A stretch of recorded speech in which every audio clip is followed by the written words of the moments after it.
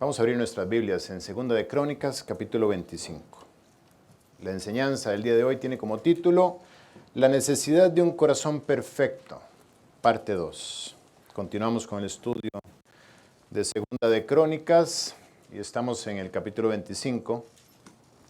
Y creo que es propicio empezar con un repaso de lo que la semana pasada estudiamos.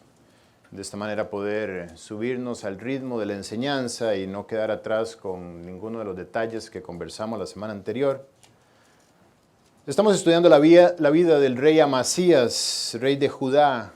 Su reinado empezó en el año 796 a.C., reinó durante 29 años. Él es hijo del rey Joás, que lamentablemente vio a su papá caer en un muy mal testimonio. A los 23 años de su reinado, todavía estaba el padre adoptivo de Joás en vida, que era Joiada, el sumo sacerdote de Israel en aquel momento. Pero después de la muerte de Joiada, Joás abandonó todo lo que desde niño había sido parte de su vida, abandonó su relación con Dios, abandonó el cuidado del templo, dando a entender también que guió a Jerusalén, a Judá, a abandonar su relación con Dios, y de esta manera se dedicó a adorar a los Baales y a la figura de Acera, diosa pagana. Y después de ese momento, pues se convirtió Joás en un asesino, mató a Zacarías, hijo de Joiada, podemos decir casi que es como era su hermano adoptivo. Y dice la Biblia también que vino un juicio por matar a los hijos de Joiada, dándonos a entender de que no solamente a Zacarías mató.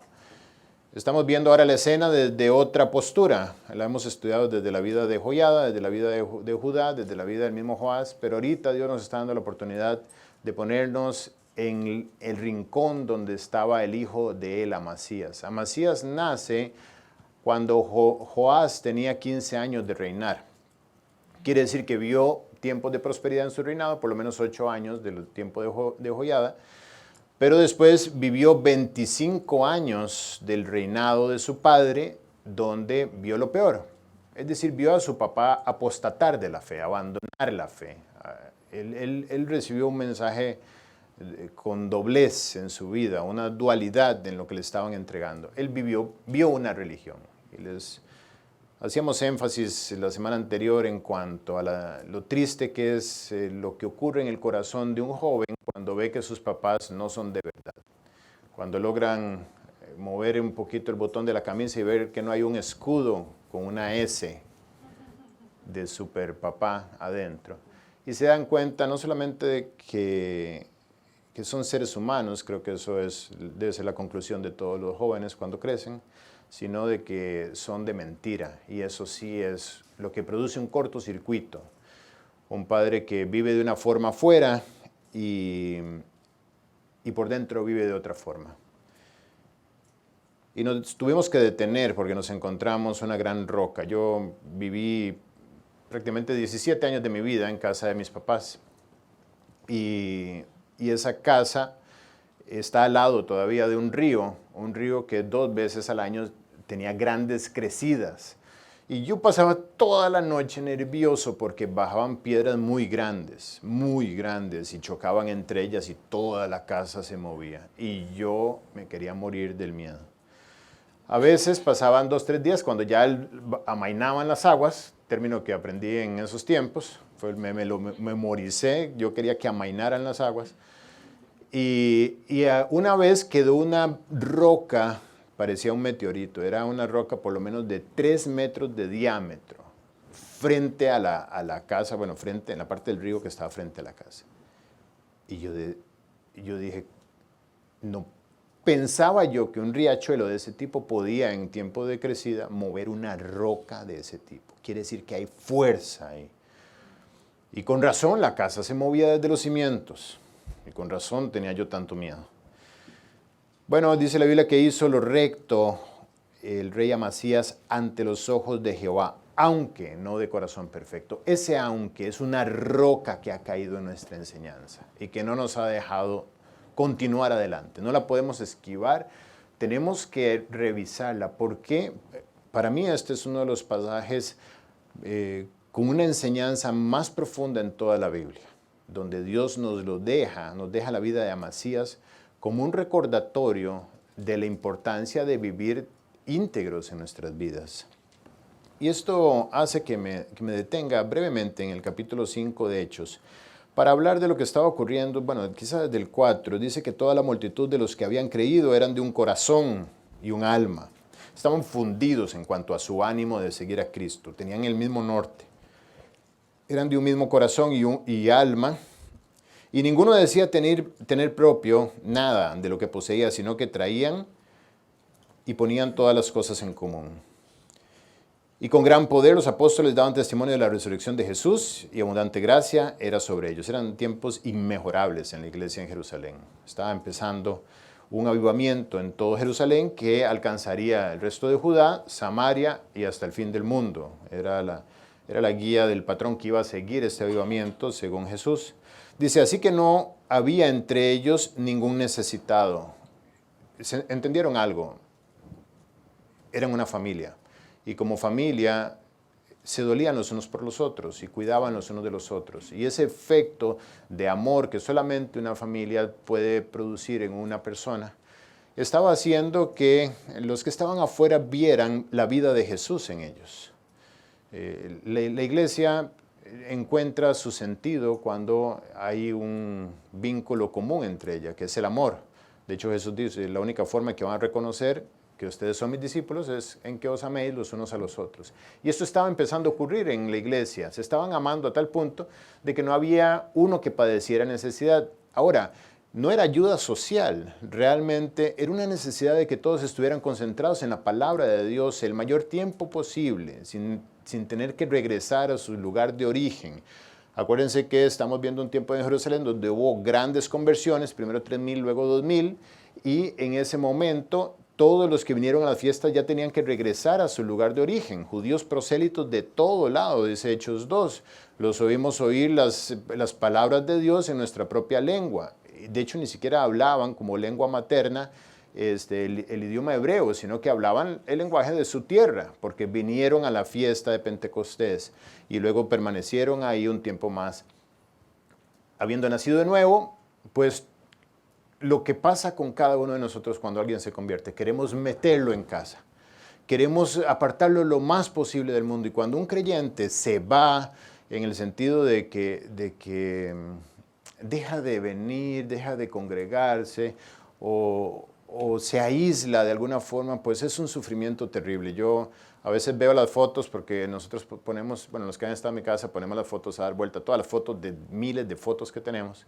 Y a veces veo creyentes y yo digo, qué curioso, o sea, ¿cómo está ese deseo de hacer tuya a las personas? O sea, quieres retenerlas, y andas por la vida, quizá no muy sabiamente algunas veces, queriendo adoptar a todo el mundo, queriendo adoptar, y no todo el mundo está para ser adoptado. Pero ese era el sentir de la iglesia, querían adoptarlos a todos. Entonces algunos decían, bueno, es que ya se me acabaron los viáticos que traía para mi tiempo aquí en Jerusalén. Entonces ellos vendían las cosas con tal de poder darles hospedaje, de poder darles alimentación, de poder tener cuidado de sus necesidades, mientras se equipaban. Esto es discipulado al 100%. Equipar lo más rápido posible. Así es que no había necesitado, porque todos los que poseían heredades o casas, se las vendían y traían el precio de lo vendido y lo ponían a los pies de los apóstoles como administradores de lo que estaba pasando, y se repartía a cada uno según su necesidad. Luego entendemos que se establecieron diáconos para esta repartición, etc. Se levanta un hombre llamado José, a quien los apóstoles les pusieron por sobrenombre Bernabé, que traducido es hijo de consolación, levita, natural de Chipre. Este era uno de los casos de gente que estaba de afuera, de Chipre. Chipre es una isla que está en el Mediterráneo, y además era natural de ahí, pero de descendencia levita, como todos los judíos. Hay judíos panameños, judíos ticos, judíos gringos, judíos de Wall Street, pero judíos. Es curioso cómo Dios mantiene la esencia de esa nación todavía, a pesar de prácticamente 2,000 años de estar viviendo fuera de su territorio. Y dice que este hombre, Bernabé, como tenía una heredad, la vendió y trajo el precio y lo puso a los pies de los apóstoles. Era lo que estaba ocurriendo. Pero se levantó cierto hombre llamado Ananías, con Zafira su mujer, vendió una heredad y sustrajo del precio tomó de lo que le habían pagado, de su dinero, tomó y sacó una parte y la hizo a un lado. Y dice que puso la otra parte a los pies de los apóstoles. Y Pedro le preguntó a Ananías, ¿por qué llenó Satanás tu corazón? Estamos estudiando el corazón. Amasías, Dios nos presenta su vida como alguien que hizo lo recto. Y Ananías, 500 años después, quizá, no, 800 años después, está haciendo lo recto, está dándose. Pero dice la Biblia que Amasías no lo hizo de perfecto corazón. Y aquí vemos a Pedro, lleno del Espíritu Santo, detener a este creyente y decirle, ¿por qué tu corazón está lleno de los pensamientos de Satanás? ¿Cómo? Yo vendí una propiedad y puse el dinero para que le dieran a los demás. Es mi propiedad. Si quiero pongo el 10%, si quiero ofrendo el 1%, si quiero no ofrendo nada, es mío. De hecho es el argumento que Pedro le dijo. ¿Por qué llenó Satanás tu corazón para que mintieses al Espíritu Santo y sustrajeses del precio de la heredad, reteniéndola? Es decir, te hubieras dejado la propiedad o la hubieras vendido, te hubieras dejado el dinero. ¿No se te quedaba a ti? Digo, es tuya, nadie te está pidiendo esto. Pedro no le está reclamando que no dio el 100%. ¿Qué le está reclamando Pedro? Le está reclamando su doble vida. Ese es el punto del capítulo 5 de Hechos. Le está reclamando que vives lo que no eres. Haces sin ser. Estás actuando. Ananías. Reteniéndola no se te hubiera quedado y vendida no estaba en tu poder. Digo, era tu plata. ¿Por qué pusiste esto en tu corazón? Nuevamente le habla del corazón. No le está hablando de acción, no le está hablando de donación, le está hablando de lo que ocurrió en lo privado. Y quien gobernó lo privado fue Satanás, que llenó su corazón de estos pensamientos. No has mentido a los hombres. Digo, no engañas a nadie, Ananías, sino a Dios. Dios ve el corazón. Dios sabe lo que hay detrás. Al oír estas palabras, cayó él y expiró Ananías. Quedó muerto en el acto. Ya conocen la historia, su esposa también colabora en esta falsa vida y ella también cae. ¿Cuál es la enseñanza detrás de esto? No es el dinero, no es que tenían que darlo todo. El punto, quisieron subirse al avivamiento de todos los corazones que se estaban fundiendo con el del Señor y quisieron comprar un boleto falso para subirse y entrar a ese avivamiento. Quisieron entrar por la puerta de atrás. ¿Han visto los buses? Bueno, aquí en Latinoamérica. Aquí no lo he visto, honestamente, pero en Costa Rica es muy típico. Está lleno el bus, entonces la gente se mete por detrás. Quisieron entrar por donde no es, sin pagar el precio. ¿Cuál es el precio? El precio es la honestidad, la transparencia, la diligencia. No van a venir las respuestas del Señor sin antes escudriñar en su palabra estas respuestas. Por eso hay una diferencia entre hacer y ser. Cuando hablamos de corazón perfecto. Corazón, del hebreo lebab, y lo habíamos dividido en 4 formas, como la Biblia enseña que es el corazón. La Biblia traduce el corazón de 4 maneras. Primero lo traduce como la mente. Es la fábrica de los pensamientos. El corazón, vamos a pensar que si el corazón es una casa, esa casa es la mente, ahí es donde vivimos, ahí es donde se fabrican los pensamientos, ahí es donde eres, ahí es donde está tu alma operando. Es el tablero de operaciones, donde están los controles, esa es la mente. Dice Hebreos 10:16, pondré mis leyes en sus corazones. Cuando Dios está diciendo esto, está refiriéndose a la mente, está hablando de manera metafórica, no está hablando del órgano muscular que está en la cavidad del pecho, bombeando sangre. Está hablando de la mente. Pondré mis leyes en sus corazones y en sus mentes las escribiré. No está hablando de 2 lugares separados del cuerpo humano. Está dando a entender que en la mente es donde va a estar la enseñanza. La segunda habitación de esa casa, que es el corazón, es la voluntad, es la compuerta de las acciones. Dice la Biblia en Deuteronomio 30, escoge pues la vida para que vivas tú y tu descendencia.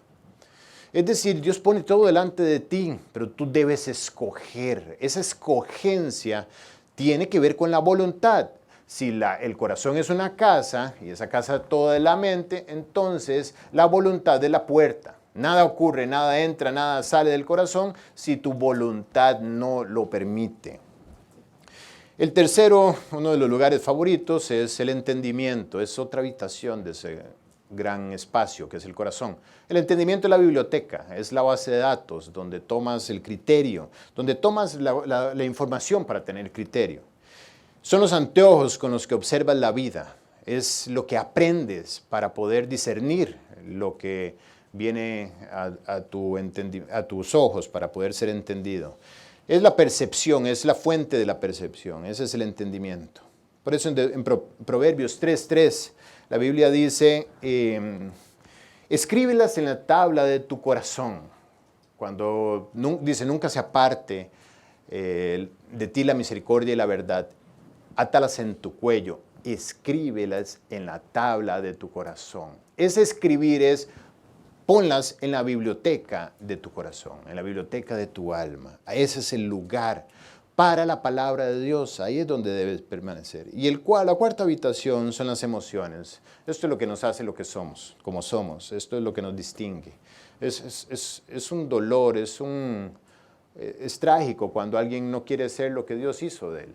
Dios nos hizo preciosos, algunos hablantines, a otros más serios, a otros extrovertidos, a otros quizá más callados, a algunos más emocionales, a otros un poquito menos demostrativos de las emociones, etc.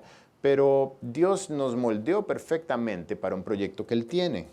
Las emociones son preciosas, pero también, decíamos, son peligrosas. ¿Cuál es el punto? El punto es que ellas son las que ponen el estado de ánimo en nuestra vida. Y los estados de ánimo son hermosos, pero no pueden ser tu fuente de dirección. Hay días donde puedes tener ánimo de vivir para Dios y otros días puedes no tener ánimo. Puedes tener ánimo de ir en dirección opuesta y hacer todo lo opuesto a lo que sabes que es correcto. Con lo cual no es una buena vela para izar cuando hay vientos a favor. Esto es lo que te hace. Ese es el corazón. 4 habitaciones. La mente, la voluntad, el entendimiento y las emociones. Y cuando es perfecto, el término perfecto viene del hebreo salem, quiere decir equipado, quiere decir que está preparado, no quiere decir infalible, quiere decir que está completo, que está en exacto balance, que está haciendo lo que es, que está acorde a lo diseñado. Tiene un objetivo y ese objetivo está satisfecho. Por eso la Biblia dice que toda la Escritura es inspirada por Dios y ella es útil.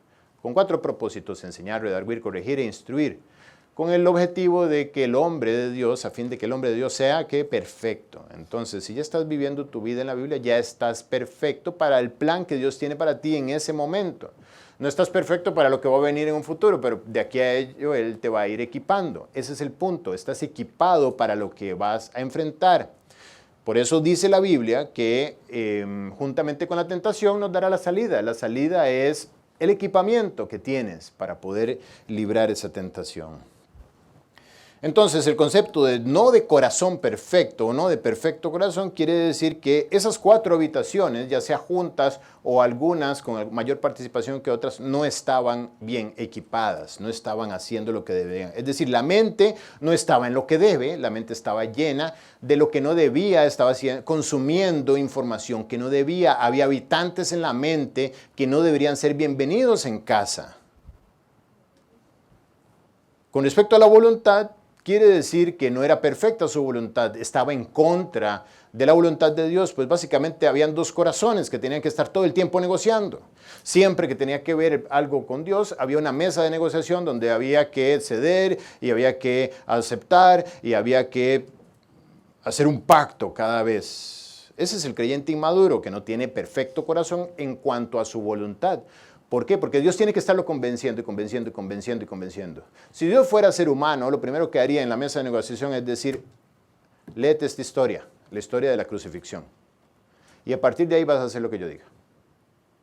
Porque la historia de la crucifixión es suficiente para que todos caigamos de rodillas y digamos, me amas, no No debo pedirte ninguna muestra adicional que me convenza de hacer tu voluntad.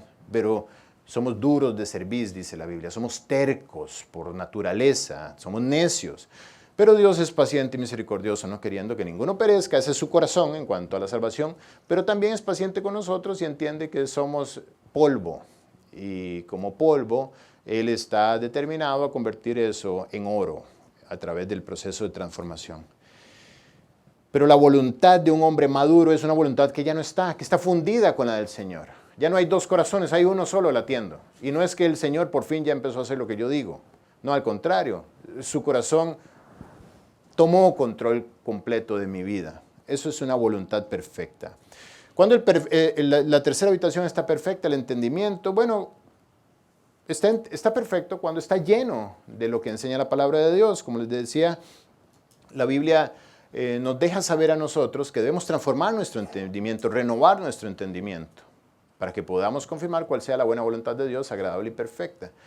El entendimiento que está perfecto, que está completo, es el entendimiento que tiene los libros que se requieren. Antes, en mi tiempo, había que ir a las bibliotecas a buscar.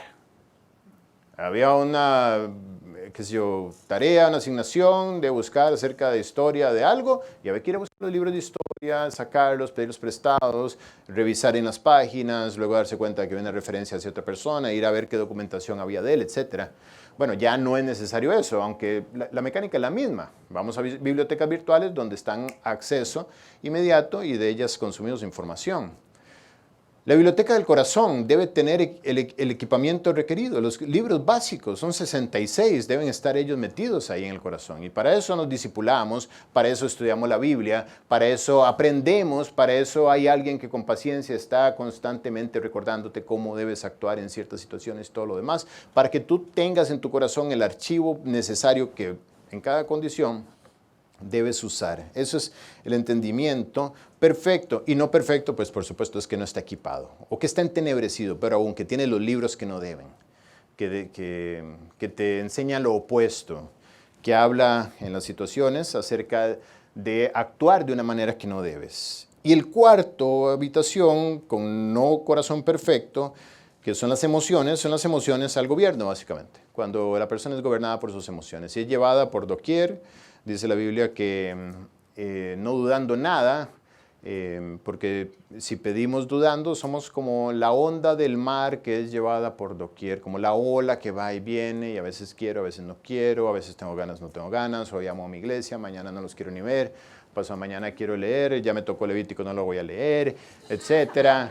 Digo, no, me encantó la pregunta de Napo, pero ahorita me recordó ese punto, porque es cierto, cuando vienen genealogías interminables y decimos, ¿y esto de qué me sirve a mí? ¿Yo por qué tengo que estar leyendo estas cosas? En fin, y empezamos en una dualidad, si tenemos a las emociones, al control, y a veces amo y a veces no. Eso es un corazón imperfecto en sus emociones. ¿Por qué? Porque en el trono del corazón están las emociones sentadas. Eso es un peligro.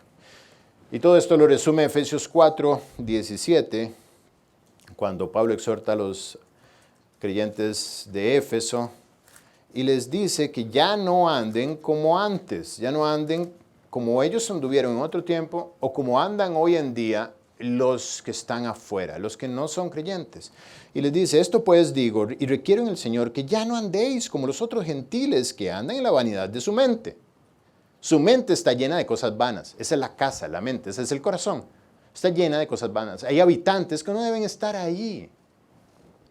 ¿Qué hacen ellos al gobierno? He escuchado de fusiones y adquisiciones de corporaciones donde hay buena proyección de la empresa adquirida, pero hay una mala cabeza, hay un mal liderazgo. Y lo primero que hace la empresa que adquiere es darle las prestaciones a los anteriores habitantes de esa, digamos, comité ejecutivo. Les dicen, gracias, pero ustedes no son las personas. Queremos llevar esta empresa a otro rumbo. Bueno, cuando Cristo llega a tu corazón, le dice a los habitantes de ese corazón, chao. Ustedes no son los que pueden llevar. Y el primero que encuentra su carta de despido eres tú mismo. Tú no eres un buen líder para guiar tu vida a donde debe ir. Yo recuerdo cuando yo nací de nuevo, yo le dije a Dios, de manera metafórica, sin entender lo que estaba haciendo, que le ponía la renuncia de mi vida, que le entregaba una carta donde le decía, ya no quiero yo ser el gerente general de mi vida porque la quebré. Ya no puedo más. Y realmente eso ocurrió. Él entró en el corazón y él dijo, yo voy a tomar el control y voy a traer ahora sí todo lo necesario. Y Pablo dice, pero ya ahora habiendo ocurrido esto, ¿cómo es que quieren vivir como los gentiles en la vanidad de sus mentes, volviendo a meter en sus mentes lo vano? Y vemos a los que están afuera quebrados y queremos ser como ellos. Dice, teniendo el entendimiento entenebrecido, otra habitación del corazón, el entendimiento lleno de nube, lleno de oscuridad, lleno de neblina, entenebrecido. ¿Por qué? Porque estoy archivando lo que no debo. Ajenos a la vida de Dios, por supuesto, de un corazón no puede brotar vida, un corazón que está así. ¿Por qué? Por la ignorancia que en ellos hay, por la dureza de su corazón. ¿Saben qué? La dureza es la voluntad, una voluntad que no quiere ceder, está dura, está determinada. Es una palanca que es imposible mover. En otras palabras, un corazón que no desea fundirse con el corazón de Dios. El deseo de todo creyente, sin que entienda mucho o entendiendo mucho, debe ser, Señor, dame tu corazón. Quiero que mi corazón se funda con el tuyo. Quiero vivir de acuerdo a lo que mueve tu vida, a lo que mueve tus pensamientos. Yo quiero que mi corazón sea reemplazado por el tuyo. Y Amasías no tenía perfecto corazón. ¿Por qué? Porque el impulso de sus acciones no venía de su comunión con Dios. Venían, al igual que estudiamos ahorita con Ananías y Zafira, venían de la religión. Venían de un deseo de actuar de una manera y no de ser de una manera. Esto llevó a Amasías a hacer cosas, a hacer lo recto, como decía la Biblia. Lo primero que hizo fue quitar a los conspiradores siguiendo la ley. Y no se vengó, sino que aplicó la ley.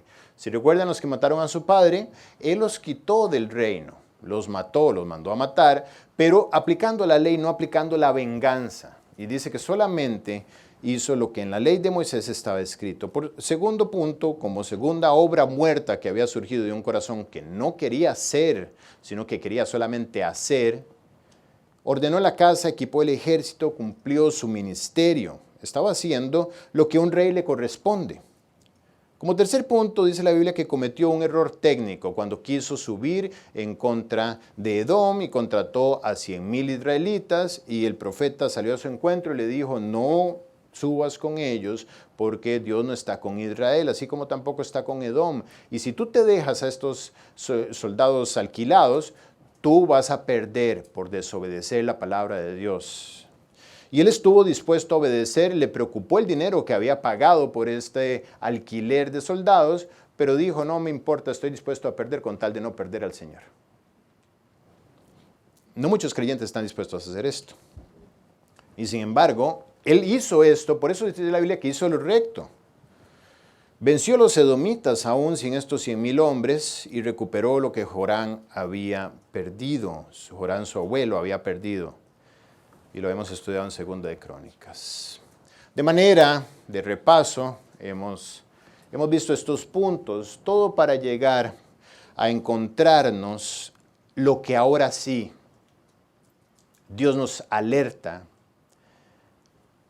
y que sucede en la vida de aquellos que no cuidan lo que está ocurriendo por dentro, que están en la mecánica de precisión, en el actuar, en vivir la vida cristiana como los cristianos la deben vivir, pero no siendo lo que deben ser. Y es una alerta increíble para cerrar el año con esto, para tomar decisiones y para proponerte vigilar tu corazón como lo más preciado. Dice la Biblia, sobre toda cosa guardada, guarda tu corazón, porque de él mana la vida.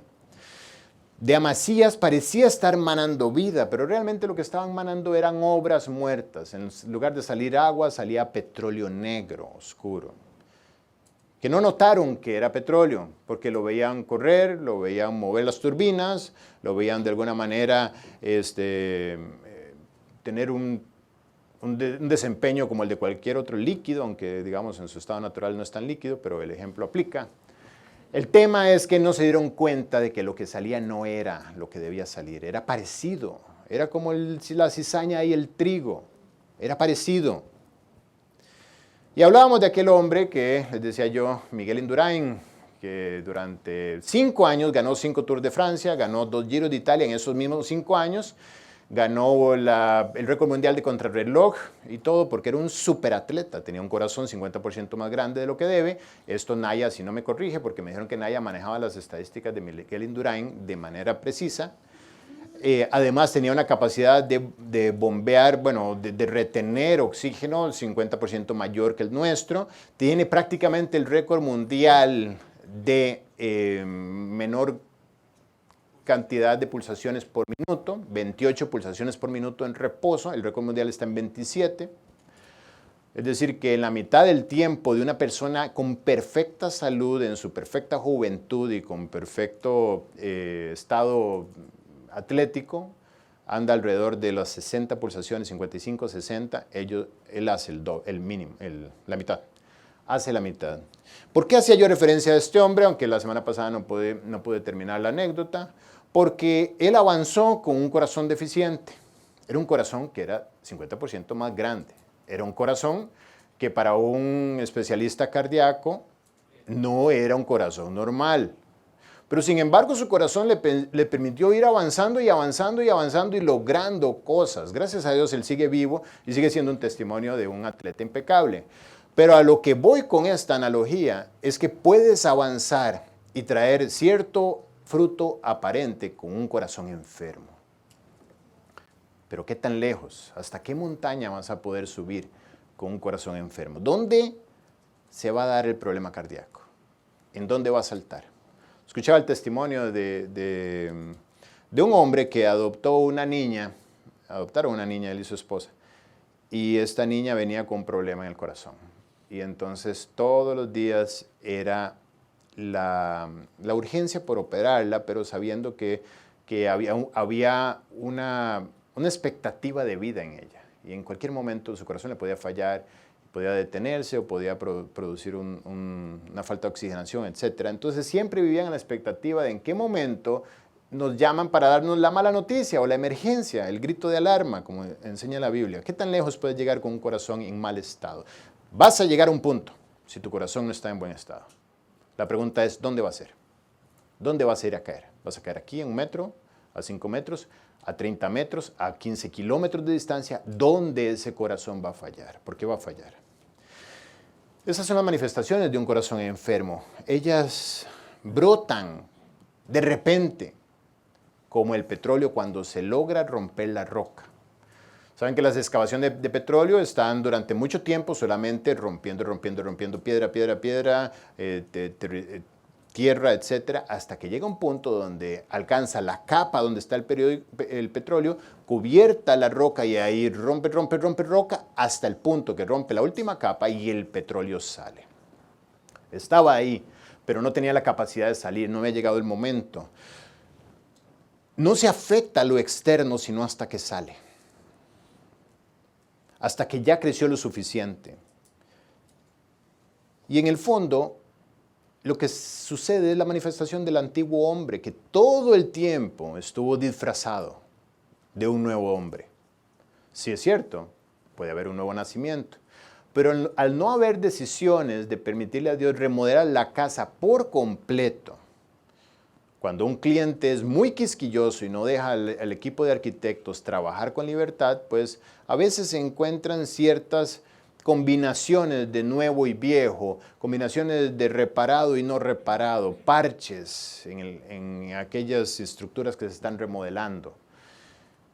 Y si no permitimos que Dios remodele por completo el corazón, nos vamos a encontrar con nuestra antigua naturaleza disfrazada de un ser religioso que eventualmente va a salir a escena, se va a quitar el disfraz. Y por aquí hay campo, amigo, bueno, ahí también. Se va a quitar el disfraz y va a revelar quién es. Jesús, que también lleno de amor, lleno del Espíritu Santo, lleno de compasión, también estuvo lleno de sinceridad para hablar las verdades y tomó a los que vivían como debían, de manera religiosa, disfrazados, y les dijo: hipócritas. Bien profetizó de vosotros Isaías cuando dijo: este pueblo de labios me honra, están en el hacer, mas su corazón está lejos de mí. El corazón y lo externo son dos cosas distintas. Por eso son hipócritas. La antigua naturaleza atacará.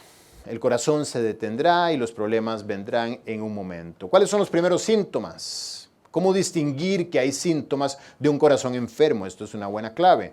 Bueno, porque efectivamente hay disconformidad en las decisiones de Dios que van haciendo que se acumule amargura en tu vida. Esto lo vamos a ver en la vida de Amasías post-mortem, lamentablemente. Supimos que esto ocurre una vez que ya salió el petróleo y brincó y entró una llamada telefónica y todo el mundo se distrajo. Llegará ese día donde nos demos cuenta qué fue lo que desvió a Amasías. Por eso dice la Biblia: mirad bien, no sea que alguno deje de alcanzar la gracia de Dios, que brotando alguna raíz de amargura, esta os estorbe y por ella muchos sean contaminados. Brotará. Pero ¿cómo es que se empieza a acumular? Precisamente cuando Dios quiere remodelar, quiere cambiar aspectos de tu vida y tú no se lo permites. Tú te paras en la puerta y le dices: no, Señor, en esta parte de mi corazón no entres. No me gusta el diseño que crees que vas a implementar acá. Esto ocurrió en Amasías, como les decía, post-mortem. Bien, ahora sí, vamos a la Biblia. Ya hemos terminado con esta parte del repaso. Y nos quedan básicamente 15 minutos para la prédica. La caída de Amasías. Estamos en 2 de Crónicas 25, en el versículo 14. 2 de Crónicas 25, en el versículo 14. 8 grandes tumbos o pasos dio Amasías en esta caída. El primero dice: volviendo luego Amasías de la matanza de los edomitas, trajo también consigo los dioses de Seir, y los puso ante sí por dioses, y los adoró y les quemó incienso. Esta es de las escenas que cuando yo las leí por primera vez, me tuve que levantar de mi escritorio, tomar la Biblia y soltarle y decir: ¿qué le pasó a este hombre? ¿Cómo es posible que salgas en el nombre de Jehová, venzas al enemigo en el nombre de Jehová y tomes los dioses falsos que de por sí no son reales y los hagas tus dioses? No vamos a hablar de temas espirituales. Sentido común. Sentido común. ¿Cómo copias algo que tiene derrotado a tu vecino? Pues, como dice el dicho, el sentido común no es el más común de los sentidos. Sí, no es el más común, es el menos común. Lo mismo. Es contra el sentido común. Adoptamos modelos de conducta y fuentes de confianza de los que están quebrados. Cuando dice la Biblia que Amasías fue, venció todo lo demás, trajo también. Esa es la actitud de muchos creyentes que salen al mundo y regresan a su casa espiritual, trayendo también, ¿está sonando esto? No. Trayendo también lo que el mundo aprecia y que los tiene derrotados. Nos traemos de todo de la calle, de todo. Recuerdo a mi mamá cuando salía a las fiestas, cumpleaños, tés, lo que sea, siempre llegaba a la casa con todo lo que ponían en la mesa. Con las flores de la mesa, con el arreglo, con el ramito de esto, con las servilletas, todo lo traía en la mesa. Una señora muy humilde, la cual es preciosa, y lo ponía como parte de la decoración de nuestra casa. El arreglo, el centro de mesa, una vez llegó con una flor de este tamaño de una boda y la puso en la casa. Todo lo traía de la calle. Somos especialistas en traer para nuestra casa todo lo que encontramos. Queremos vidas abundantes, eso sí, pero nos traemos los dioses del mundo para casa. En el caso del matrimonio y la familia, queremos familias preciosas. ¿Quién quiere una familia infernal? Nadie. Todos queremos la mejor familia, queremos que haya paz, que haya respeto, que haya alegría, que haya gozo. Todos queremos unidad, queremos lo mejor en nuestra familia. Sin embargo, vamos al mundo y nos traemos toda la basura que encontramos de filosofías humanas, de psicología. Los Kardashian, las Montaner, son los ídolos ahora de los matrimonios. Me parece una locura pensar lo que el mundo hoy absorbe como modelo de vida. Me da risa, pero lo que sí me aflige es pensar que también la iglesia consume la filosofía del mundo. Queremos nuestras familias bien, pero copiamos actitudes machistas o actitudes feministas. Copiamos formas de hablar, copiamos formas de vestir, formas de entretenernos, de resolver las diferencias. Recuerdo cuando nosotros recién tuvimos a Mariana, pues fuimos y absorbimos, éramos incrédulos, absorbimos de donde fuera para poder salir adelante, porque Mariana era una niña sumamente, no la podíamos controlar.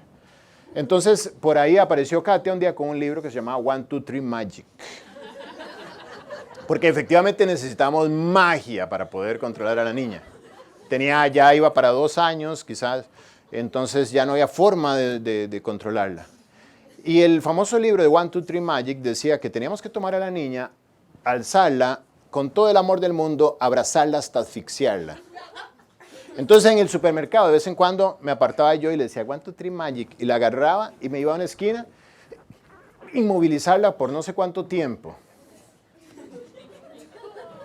Por supuesto, eso no sirvió de nada. Y a nadie le sirve de nada. Los consejos del mundo no sirven para nada a nadie. Pero sin embargo, los andamos copiando e implementando. Así es que no critiquemos tanto a Macías, que tiene un Dios que le da la victoria y lo menosprecia y copia a los dioses del ejército que él mismo venció, prosperado por el Señor. Y se los trae a casa y dice la Biblia que los adora y les quema incienso y los idolatra y los cuida. Y aquí está la raíz de esto. ¿Por qué Amasías hace eso? Cuando él llega a Edom y vence, en la vida de Amasías había cierta admiración por sus dioses. Tenía que haberla. De alguna forma le guiñaba el ojo a estos dioses. De alguna forma, cuando llegó, a pesar de la derrota, él dijo, yo quiero eso en mi vida, me parece atractivo. Algo vio él en ellos, algo vio en su derrota, algo vio en los de afuera. Ese es el creyente que no está satisfecho en su relación con Dios. Y voltea a ver el éxito de los de afuera y apela a su naturaleza, le sudan las manos, ve la belleza de afuera, y le sudan las manos, ve la riqueza, ve cómo disfrutan. Ve el anuncio de Chivas Regal en el velero, las 4 parejas, todas preciosas, fit, con 5 líneas de cuadritos en el estómago. Y dicen, qué vida, esta es la vida que yo merezco. Cuando yo tenga tal o cual, o cuando yo vaya a tal o cual lugar, yo voy a ser feliz. Y Dios dice en el cielo, qué lindo, ¿verdad? Cuando algo que no sea yo te haga feliz, qué increíble. Ojalá llegue ese día cuando consigas un Dios de esos del mundo, que son de mentira de todas formas. Y seas feliz. Vemos los modismos, las costumbres, la fama. Vemos los Grammys, los Óscares, los Emmys. Y queremos copiar todo. Mira el vestido, mira qué guapo, mira qué lindo. Mira es su sexto esposo, qué lindo se ven juntos. Y si eres ejecutivo, quieres ver a Bill Gates y ser como él. Y si eres cantante, quieres ver a Adele y ser como ella. Si eres deportista, ves a Cristiano Ronaldo y dices, yo quiero su vida. Había algo de admiración. No vivía satisfecho. No habían unos ojos que reflejaban la satisfacción del corazón. Estaba viendo para afuera y coqueteando. Eva en el Edén. Satanás observó la actitud de Eva. ¿Cuál era? Tenía todos los árboles del huerto. Había uno solo, del cual no podía comer el fruto. Y ese uno solo no lo podía quitar de su mirada. Lo veía, lo veía, lo veía, lo veía, lo veía. Hay una atracción en lo prohibido que el creyente debe saber tener bajo control. Porque si no, como de serpiente morderá, y dice la Biblia, como áspid dará su dolor. Había admiración. ¿Y por qué hay admiración de lo externo? Pues básicamente porque hay menosprecio de lo interno. Me gustan los jóvenes de afuera. Los de los cristianos son jóvenes muy apagados, muy aburridos, todo es malo, todo no se debe, esto y lo otro. Una pequeña disconformidad puede terminar en una comparación entre lo que hay afuera y lo que Dios te provee. Y además una comparación errónea, porque quien está incentivando esta comparación es el maestro del marketing y de la mentira, que es Satanás, y siempre va a querer que Dios quede como el que no te ama y el que te provee de lo malo. Y esto desembocará en un reemplazo. Terminarás tomando los dioses de afuera para reemplazar el Dios verdadero, como hizo Amasías. Empezó a tragar amargura contra Dios. ¿Cuándo empiezo yo a tragar amargura contra Dios? Cuando me empiezo a preguntar, ¿qué hay de malo? ¿Qué hay de malo en tal? Y yo veo a tales y no los veo mal. ¿Qué hay de malo en eso? Y nuevamente no voy a cantar la canción de Jerry Rivera. Pero ¿qué hay de malo en amar? ¿Qué hay de malo en sentir? ¿Qué hay de malo en ser joven y vivir? ¿Qué hay de malo en tener novios, en tener música, en tener vicios si están controlados? ¿Qué hay de malo en ciertos lugares? ¿Qué hay de malo en el espectáculo? Yo no voy a ser como ellos, pero ¿qué hay de malo en ir a participar? Yo voy a estar solamente con mi gente en mi grupo. Cuando esa actitud empieza a ser el viento que mueve tu vela, estás empezando a tragar amargura en contra de Dios. Participé en una conferencia hace como 13 años y encontré un artículo que se compartió en esa conferencia que se los quiero compartir. Se llama El Crucero Familiar. Cada familia es un barco con un capitán, una tripulación, a veces pasajeros y carga. Puede ser un transatlántico de turismo, una embarcación de investigación, una nave de peregrinos destinada a una nueva ciudad, una expedición de caridad, un buque de carga buscando riquezas o un viejo bote apestoso que se la pasa de puerto en puerto. Cada familia escoge qué tipo de barco quiere ser. Hay muchos barcos que zarpan del puerto, cada uno con un propósito y destino. Todos a bordo son participantes, independientemente del grado de compromiso. Sus vidas se ven afectadas por el curso que lleva el barco y su destino. Ningún barco está solo, ninguna familia está sola. ¿Sí entiende la metáfora? Estamos usando el barco para comparar nuestras familias. Otros van navegando cerca, de manera que la tripulación llega a conocer muchos barcos y sus tripulantes. En cada puerto los tripulantes se mezclan, se relacionan e intercambian noticias y chismes. Cada miembro de la tripulación siempre está evaluando las posibilidades y decidiendo si se encuentran a bordo del mejor barco. Me comentaba unos amigos que fueron de crucero y cuando llegaron a su crucero había otro crucero estacionado a la par y su crucero a la par del otro crucero era un 25% del tamaño del otro crucero. Y a partir de ahí sus vacaciones no fueron tan gustosas gracias a que habían otras opciones que quizá no estaban disfrutando. Ese es el efecto de la comparación. Ningún barco es una isla independiente. Si un capitán decidiera echar el ancla retirado de la costa para evitar la corrupción de la sociedad y para prevenir que su tripulación se viera tentada a cambiarse de barco, los tripulantes estarían muy a gusto. El barco tiene que estar dirigiéndose a un lugar que tenga propósito significativo. Debe haber un norte y un objetivo donde todos sepan que van para allá. De otra manera, la tripulación no toleraría el trabajo monótono de sus quehaceres cotidianos. No hay ningún romance en simplemente retirarse del mundo o en buscar su propia supervivencia. La emoción de la vida se encuentra en la conquista de los obstáculos que presente la vida actual. Muchos padres, es decir, capitanes, temen fracasar. Así que no van a ningún lado y no hacen nada, sino tratar de mantenerse a flote justo fuera de la influencia de los demás barcos.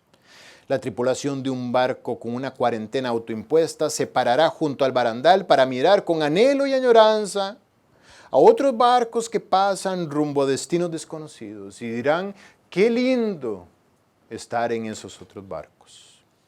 Ellos saben que esos barcos van hacia algún lugar, a cualquier lugar seguramente serán más interesantes que la calma estática en la cual tienen que existir.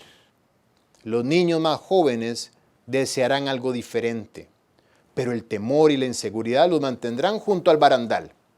Sin embargo, llegará un día cuando piensen que pueden nadar lo suficientemente rápido y bien como para lanzarse por la borda para ir a subirse a alguno de aquellos buques que van pasando.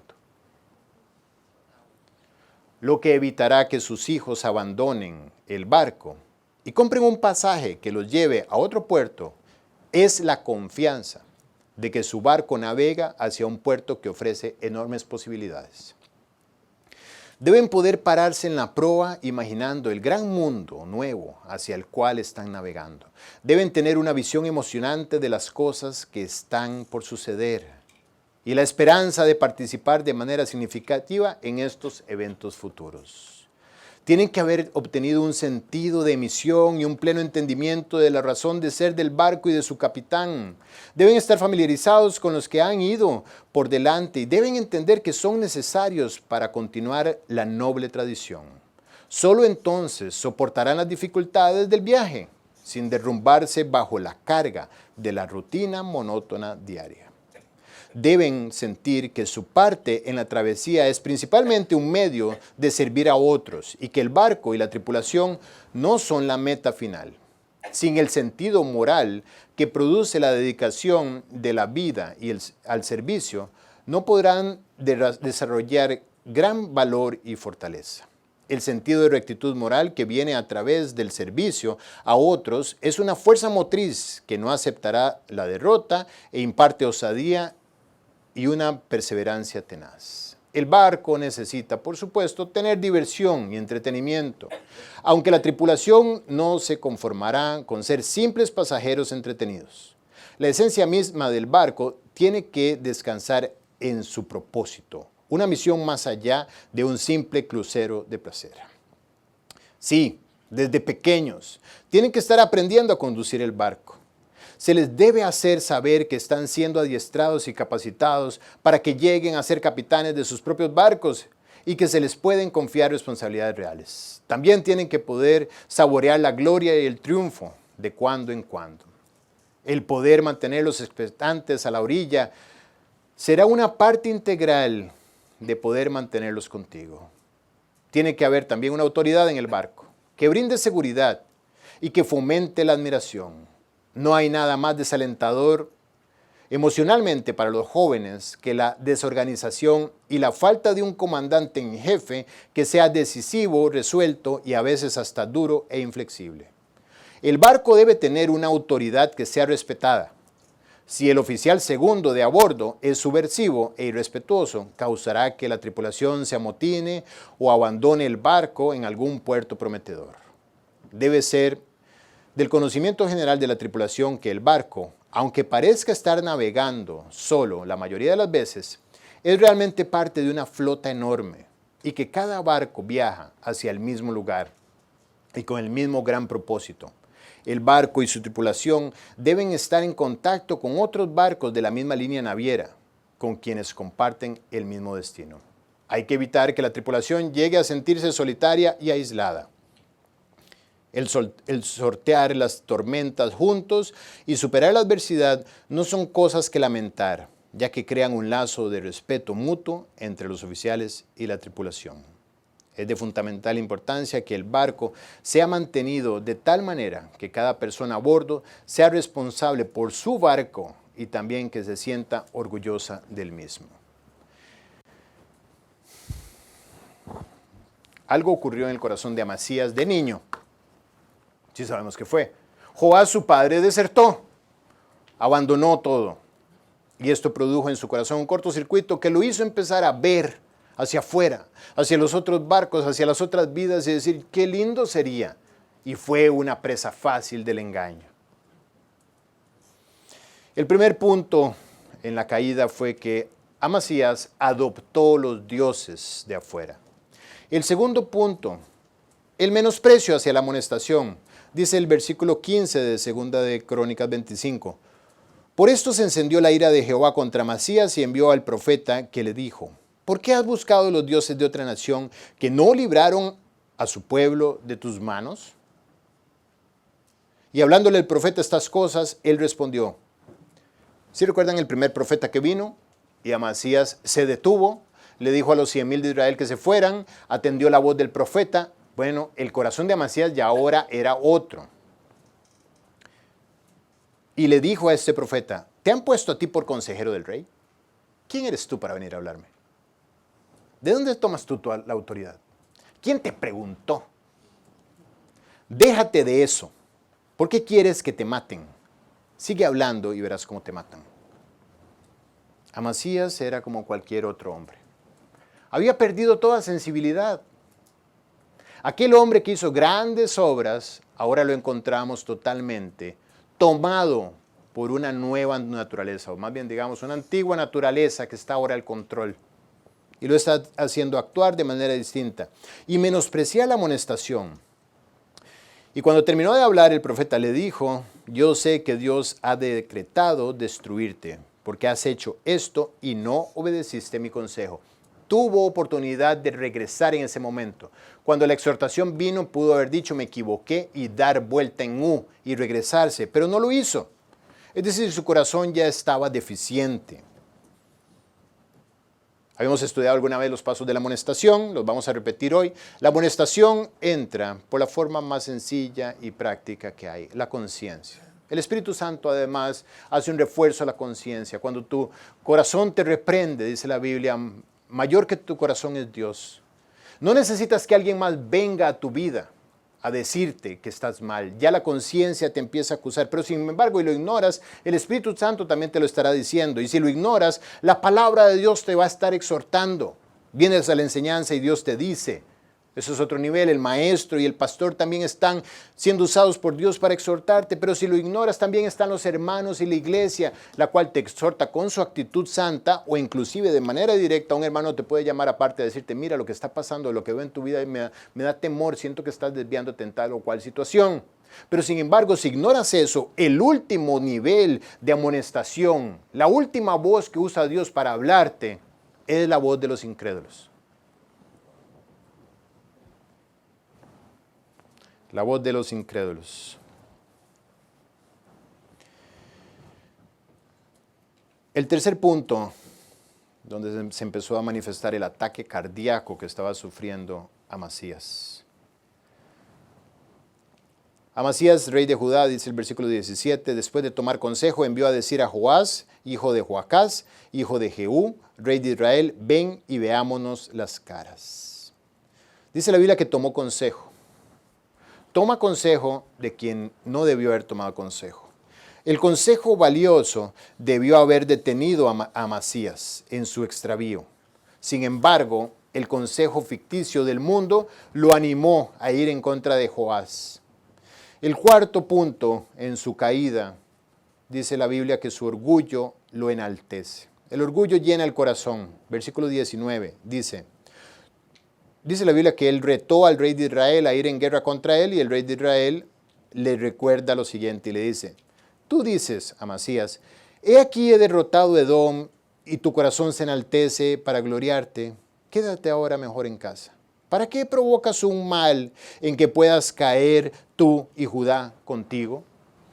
Amasías, rey de Israel, le está hablando. El último nivel antes de la disciplina, el incrédulo le dice: estás enaltecido de corazón y vas a caer. Sin embargo, Amasías no quiso huir, dice el versículo 20, porque era la voluntad de Dios que los quería entregar en manos de los enemigos, por cuanto habían buscado a los dioses de Edom. El haber guiñado el ojo a los dioses de afuera y haberlos adoptado como dioses propios hizo que Dios trajera una disciplina sobre Amasías. Quinto punto, Viene la caída y la pérdida de libertad. Dice la Biblia que Joás, rey de Israel, apresó en Bet-Semes a Amasías, rey de Judá, hijo de Joás, hijo de Joacás, y lo llevó a Jerusalén y derribó el muro de Jerusalén desde la puerta de Efraín hasta la puerta del ángulo, un tramo de 400 codos. Joás vence a Amasías y no solamente eso, lo toma cautivo. Pierde su libertad, cae. Y lo más doloroso de todo es que el rey de Israel rompe el muro de Jerusalén. El muro es el elemento externo de la ciudad. Es un elemento que está puesto para defenderlos de los ataques.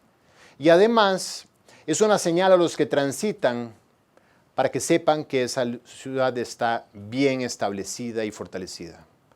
Como ciudad derribada y sin muro, es el hombre cuyo espíritu no tiene rienda. Estamos viendo que Dios permitió que el muro fuera derribado como una demostración al mundo de que el testimonio del rey estaba en el piso. El que pasara por ahí iba a ver una ciudad sencilla de tomar, una ciudad sin testimonio, una ciudad sin Dios que la defienda. El siguiente paso es que el creyente, cuando persiste en ir en contra de la voluntad de Dios y vivir con un corazón no perfecto, su testimonio es afectado. Y desde afuera, los que lo ven saben que no está viviendo como debe. Séptimo punto, tomó todo el oro, el rey Joás de Israel, tomó todo el oro y la plata y los utensilios que hallaron en casa de Dios y en la casa de Obed-Edom, y los tesoros de la casa del rey y los hijos de los nobles, y se devolvió a Samaria. Básicamente lo saquearon. El siguiente punto, perder los tesoros. Lo habíamos estudiado prácticamente desde Roboam. Cuando entregamos nuestra voluntad a la carne, perderemos los tesoros espirituales. Y por último punto, el quebranto y la destrucción. Desde el tiempo en que Amasías se apartó, dice el versículo 27 de Jehová, empezaron a conspirar contra él en Jerusalén, y habiendo él huido a Laquis, enviaron tras él a Laquis, y allá lo mataron, y lo trajeron en caballos, y lo sepultaron con sus padres en la ciudad de Jerusalén. Entendemos que vino el deterioro de su relación con Dios, y a partir de ahí solamente hubo caída. A manera de conclusión, ¿qué aprendemos de esto? Aprendemos que Dios nos está alertando a tener un corazón perfecto. ¿Qué me llevo para casa? ¿Cómo puedo tener un corazón perfecto? ¿Cuál es mi trabajo entonces? ¿Cómo prevenir? ¿Cómo atender este llamado de atención? Número 1, pon su palabra a diario en tu corazón. Satura tu mente. Si el corazón es una casa, la mente es todo el perímetro. Satura tu mente de la palabra de Dios. Llena tu corazón de la palabra de Dios, que ella mora en abundancia, dice Colosenses 3:16. La palabra de Cristo mora en abundancia en vosotros. Que haya abundancia de ella. Jeremías 23:29 dice, no es mi palabra como fuego, dice Jehová, o como martillo que quebranta la roca, la piedra. El endurecimiento de tu corazón solamente tiene un tratamiento, la palabra de Dios. Mete Biblia en tu vida, aunque no entiendas, sigue leyendo. Aunque no comprendas por qué tanto, sigue adelante. Busca la forma de hacer que la Biblia siempre esté en tu mente. Memorízala, compártela, medítala, léela, enséñala si puedes, si tienes la oportunidad. Segundo punto, orar por un corazón que se funda con el corazón de Dios. Si lo ven, el primer punto tiene que ver con la mente. El segundo punto tiene que ver con la voluntad. Ora y dile a Dios, Dios, yo quiero un corazón como el tuyo. Es más, yo quiero tu corazón. Yo quiero tus pensamientos. Yo quiero, Dios, que tu voluntad sea la mía. Yo quiero que se funda en mi ser todo lo que hay dentro tuyo. Yo quiero efectivamente no solamente lucir por afuera como tu hijo, sino por dentro tener tu naturaleza en control mío. Quiero tener tus mismos anhelos, tus mismos sueños, tus mismas pasiones. Quiero amar lo mismo. Quiero un corazón que tenga tu misma voluntad. El Salmo 119... David dice de esta manera, dame entendimiento y guardaré tu ley. Versículo 34. Y la cumpliré de todo corazón. Guíame por la senda de tus mandamientos, porque en ella tengo mi voluntad. El tercer punto, Renueva tu entendimiento. Hemos visto la mente, la voluntad, ahora el entendimiento. Renueva tu entendimiento. Romanos 12 dice que debemos renovar nuestro entendimiento. Debemos aplicar a nuestra vida la nueva enseñanza, ponerla, meterla dentro de nosotros y hacer de ella nuestro nuevo entendimiento. Y el cuarto punto es, controla tus emociones y úsalas para expresar el amor a Dios, para expresar el amor al prójimo y para expresar el amor a ti mismo. Vamos a orar. Amado Padre, gracias por darnos una nueva llamada de atención, una exhortación que viene al punto en nuestras vidas para detenernos. Quizás hemos descuidado algunos de estos detalles de manera personal, o quizás estás viendo que en el futuro podríamos descuidarlos. Pero Dios, queremos ser creyentes genuinos delante de ti, creyentes de los cuales brota tu vida. Y esto se ve en lo exterior. Y si no se ve, pues te rogamos que esté adentro gobernándonos. Hemos venido de un mundo donde lo externo tiene vital importancia. Pero ahora tu palabra dice que Dios no mira lo que mira los hombres, porque los hombres miran lo que está frente a sus ojos, pero Dios mira el corazón. Te rogamos que nos des un corazón lleno de tu palabra, que nos des una voluntad que esté cedida por completo a ti, un entendimiento renovado y unas emociones que solamente manifiesten tus emociones por este mundo. Que seamos un instrumento completamente transformado por ti, puesto en tus manos y útil para el propósito que tienes. Enséñanos, Dios, a hacer tu voluntad. Prepara nuestro camino y trae todo lo necesario para que te podamos seguir sirviendo para la gloria de tu nombre. Gracias por esta enseñanza una vez más, en el nombre de Jesús. Amén.